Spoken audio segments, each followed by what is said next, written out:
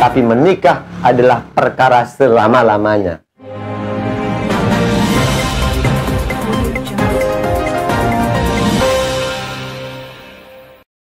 Assalamualaikum warahmatullahi wabarakatuh.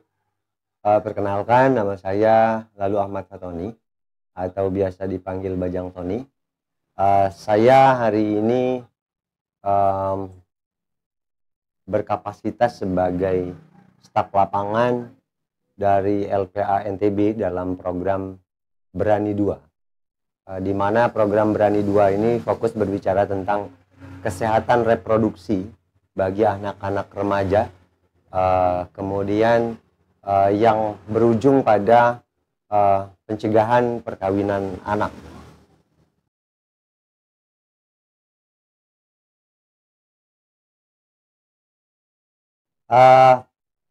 Peran LPA NTB hari ini terhadap perkawinan anak di Nusa Tenggara Barat, kami fokus dalam upaya pencegahan.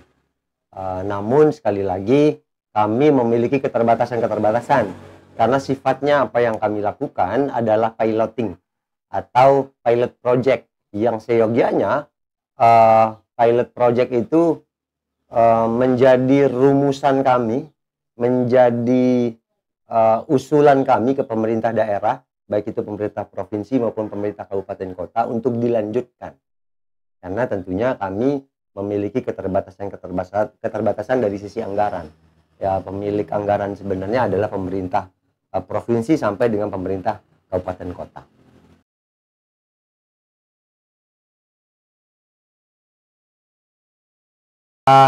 Yang kami lakukan hari ini adalah kami pertama berkoordinasi dengan pemerintah provinsi, pemerintah kabupaten kota untuk mempersiapkan kebijakan-kebijakannya.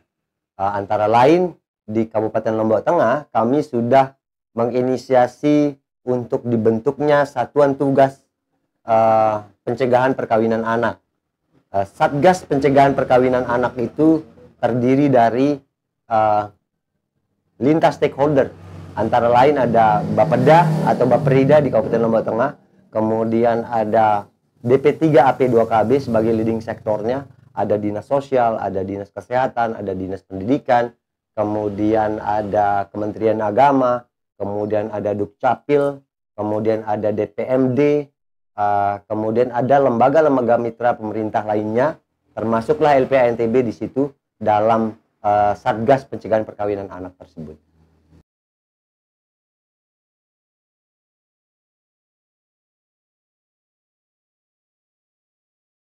Saya rasa kasus yang viral hari ini hanya pemantik ya. Ini hanya sebuah pemantik, ini hanya sebuah kasus kecil dari apa yang terjadi sebenarnya. Ini hanya sebuah gambaran dari kasus-kasus yang tidak terpublish. Ketika berbicara tentang viral, no care ya. Kalau tidak viral, tidak diperhatikan. Memang betul, karena hari ini angkanya cukup besar di NTB. Angka perkawinan anak kita menurut data BPS, data Reksoset, itu di angka 28,7%. Sementara target nasional kita, target nasional pencegahan perkawinan anak, penurunan angka perkawinan anak itu di angka 6,8%. Jauh sekali jomplang antara kenyataan yang terjadi di NTB hari ini dengan target dari nasional itu sendiri. Sehingga kasus kemarin ini membuka mata kita semuanya bahwa sebenarnya masih banyak sekali kasus-kasus yang terjadi di lapangan yang tidak terekspos. Kebetulan saja kasus yang kemarin ini viral sehingga ini yang menjadi perhatian publik sampai dengan nasional. Kalau berbicara data, saya yakin jumlahnya di angka ribuan. Kasus perkawinan anak dari rentan waktu anggaplah 5 tahun terakhir, itu banyak sekali.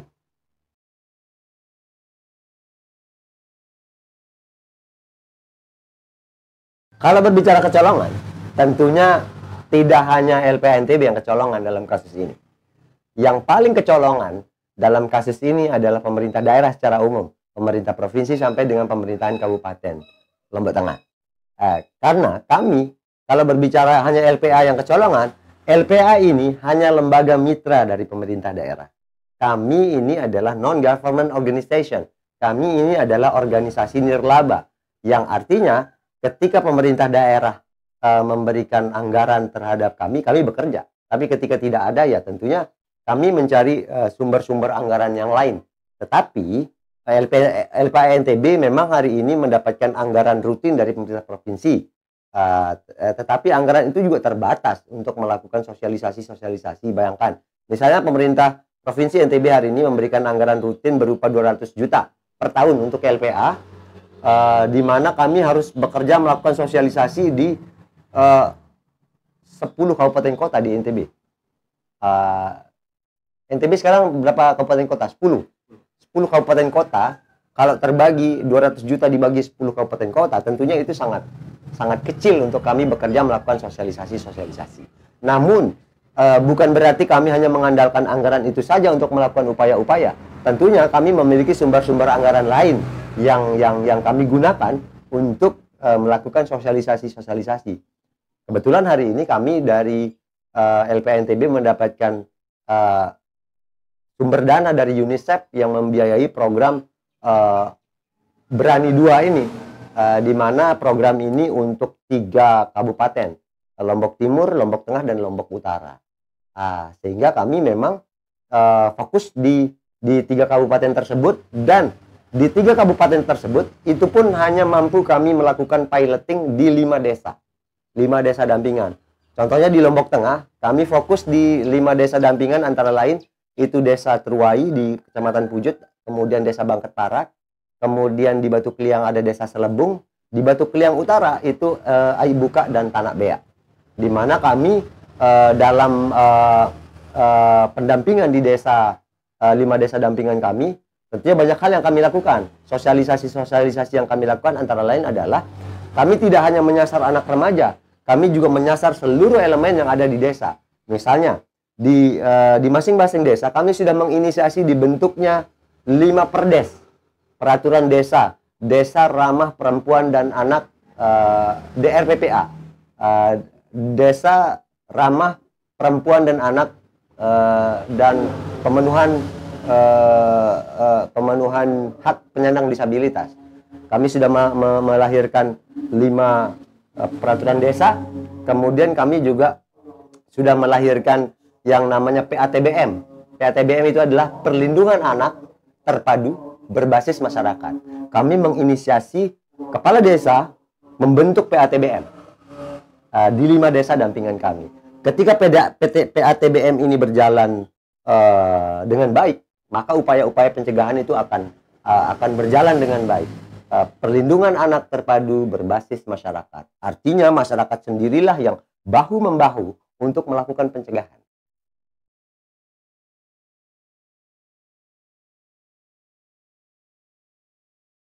Yang melapor kemarin adalah Pak Joko Jumadi.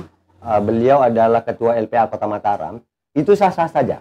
Kalau menurut kami itu sah-sah saja, walaupun mungkin saja tidak berkoordinasi dengan LPA NTB, tetapi itu sah sebagai seorang masyarakat yang melaporkan terkait kasus perkawinan anak.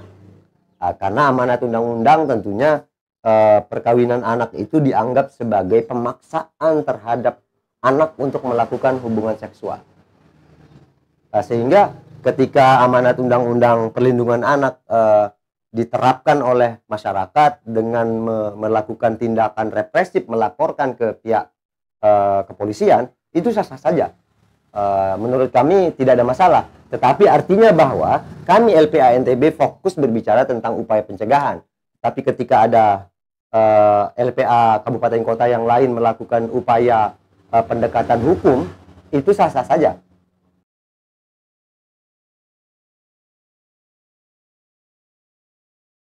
Saya rasa menurut saya itu adalah salah satu upaya terakhir. Sebenarnya upaya represif itu adalah upaya terakhir bagi kami. Sehingga ketika ada yang memilih itu silahkan. Kalau dikatakan apakah itu sebagai upaya perlindungan, betul. Ini adalah upaya perlindungan untuk anak-anak yang lain. Ketika kasus ini dibiarkan begitu saja, tidak ada upaya penegakan hukumnya, maka saya takutnya anak-anak yang lain membenarkan perilaku itu. Karena kalau semua masyarakat, kemudian anak-anak kita membenarkan perilaku pernikahan anak, artinya kita abai dalam melindungi hak-hak mereka, hak-hak tumbuh kembang mereka, hak-hak untuk dijaga alat-alat reproduksinya, hak-hak mereka untuk mendapatkan pendidikan yang layak, hak-hak mereka untuk mendapatkan kehidupan yang lebih baik. Itu kan kita korbankan ketika kita membenarkan perilaku ini.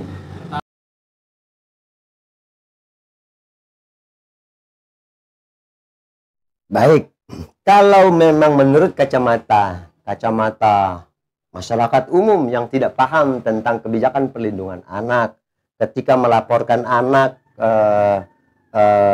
kepada pihak berwenang, maka anak-anak tersebut akan mengalami gangguan psikologis. Anak-anak tersebut dianggap terintimidasi dengan laporan tersebut. Tapi tidak sebenarnya. Kalau berbicara tentang kenapa proses pelaporan tersebut kemarin kami menganggap bahwa itu adalah upaya perlindungan, karena perspektif kebijakan perlindungan anak tetap adalah sebagai korban. Anak adalah korban dari perilaku orang-orang dewasa di sekitarnya.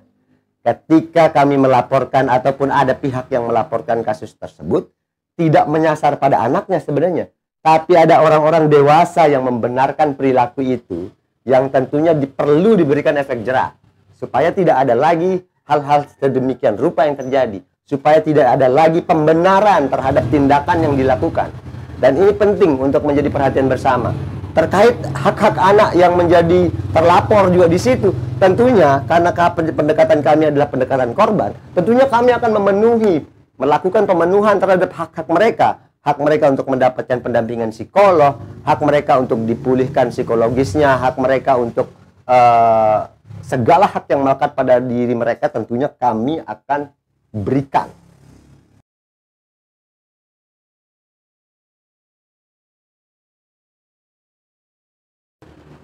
Baik, harapan pertama saya tujukan kepada pemerintah daerah, provinsi maupun pemerintah kabupaten, kota, se-Nusa Tenggara Barat. Wabil khusus Lombok Tengah. Pemerintah provinsi dan pemerintah kabupaten, mari, angka perkawinan anak kita sudah di ambang batas darurat. Angka pernikahan anak kita sudah di angka 28,7%. Kalau berdiam diri hari ini, tidak melakukan upaya pencegahan dengan baik, tidak melakukan memperkuat stakeholder terkait, tidak melakukan harmonisasi terhadap stakeholder terkait, maka tunggulah kehancuran bagi Provinsi Nusa Tenggara Barat dan Kabupaten Lombok Tengah. Karena apa? Bermimpilah untuk menaikkan IPM NTB, IPM Lombok Tengah. Tapi kalau angka pernikahan anaknya masih tinggi, maka bermimpilah untuk menaikkan IPM. Karena kenapa? Karena IPM kita pasti akan terus turun ketika masih banyak kasus perkawinan anak yang terjadi. Kenapa? Karena anak menikah di usia sekolah, biasanya putus sekolah. Kemudian ketika mereka putus sekolah, tentunya mereka akan melahirkan generasi-generasi yang harapan bangsa adalah dia akan menjadi generasi emas di tahun 2045. Tetapi bayangkan ketika anak-anak yang lahir dari perkawinan anak, bayangkan kualitas pola asuh yang akan diberikan oleh orang tuanya. Bayangkan kualitas gizi yang akan diberikan oleh orang tuanya ketika orang tuanya tidak paham. Bayangkan ketika mereka yang masih anak-anak melahirkan anak. Bayangkan kualitas, subhanallah. Anak-anak yang menikah di usia anak cenderung akan melahirkan anak-anak stunting. Anak-anak yang secara pendidikan, secara kapasitas dirinya akan dididik oleh ibunya atau bapaknya yang memiliki kapasitas masih di bawah rata-rata. Ingat bahwa al-ummu madrasatul ula. Ketika ibunya memiliki keterbatasan secara kapasitas, maka jangan pernah mengharapkan anaknya akan lahir menjadi anak-anak yang berkualitas. Pesan saya kepada seluruh orang tua, perhatikan anak-anak Anda. Jangan Anda luput dari pengawasan terhadap anak-anak Anda. Anda jangan terlalu fokus terhadap nafkah badan anak-anak Anda, tapi Anda fokuslah terhadap nafkah batin. berikan perhatian yang kuat, berikan perhatian yang penuh terhadap anak-anak kita, sehingga anak-anak kita bisa nyaman di rumahnya. Jangan pernah luput dari pengawasan kita. Kita terlalu sibuk dengan urusan duniawi anak-anak kita, tapi kita lupa dengan urusan perasaan mereka. Mereka butuh dibelai, mereka butuh disentuh, mereka butuh diperhatikan. Sehingga ini adalah tameng utama kita. Ketika anak-anak nyaman di rumahnya, kemudian nyaman di sekolahnya, maka anak-anak kita akan berpikir 2-3 kali untuk menikah.